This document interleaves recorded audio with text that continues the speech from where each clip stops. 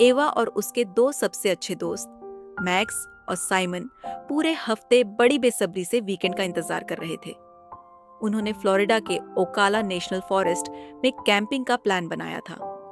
एवा के लिए यह पहली बार था कि वह अपने दोस्तों के साथ जंगल में कैंपिंग करने जा रही थी और वह बेहद उत्साहित थी। शनिवार की रात वे तीनों कैंपिंग साइट पर पहुंच गए। वहां पहुंचकर उन्होंने देर रात तक हंसी मजाक किया और एक दूसरे को डरावनी कहानियां सुनाई। माहौल मस्ती भरा था और एवा इस अनुभव को पूरी तरह से एंजॉय कर रही थी। रात के करीब 12 बजे थकान के चलते एवा अपने टेंट में सोने चली गई। थोड़ी देर बाद मैक्स और साइमन भी अपने टेंट्स में चले गए, लेकिन कुछ ही घंटों बाद एवा की नींद एक अजीब आवाज से खुल गई। कर दो, कर दो।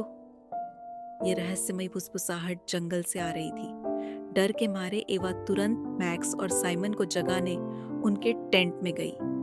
क्या तुम लोगों ने ये अजीब सी आवाज सुनी? उसने घबराते हुए पूछा, लेकिन दोनों ने कोई आवाज नहीं सुनी थी। वे गहरी नींद में थे।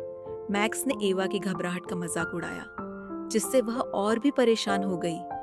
तब साइमन ने माहौल को हल्का करते हुए कहा, चलो हम टेंट के आसपास चेक कर लेते हैं। एवा टेंट में ही रही और उनका इंतजार करने लगी, लेकिन आधा घंटा बीत गया और दोनों वापस नहीं आए।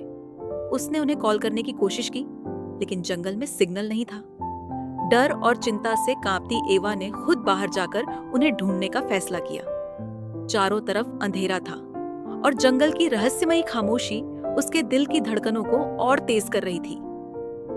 मैक्स, साइमन, अगर तुम मजाक कर रहे हो तो ये बहुत ही घटिया मजाक है। एवा चिल्लाई, लेकिन कोई जवाब नहीं आया। फिर अचानक झाड़ियों के पीछे से वही आवाज फिर से आई, कर दो। एवा का डर अब पैनिक में बदल चुका था। उसने तुरंत गाड़ी की चाबी ली और दौड़ते हुए कार तक पहुंची। किसी तरह गाड़ी स्टार्ट की और तेजी से वहां से निकल पड़ी। अगली सुबह जब रेस्क्यू टीम आई तो कैंप साइट पर सिर्फ एवा की कार के टायरों के निशान और खाली टेंट्स मिले। मैक्स और साइमन का अब तक कोई पता नहीं चल पाया है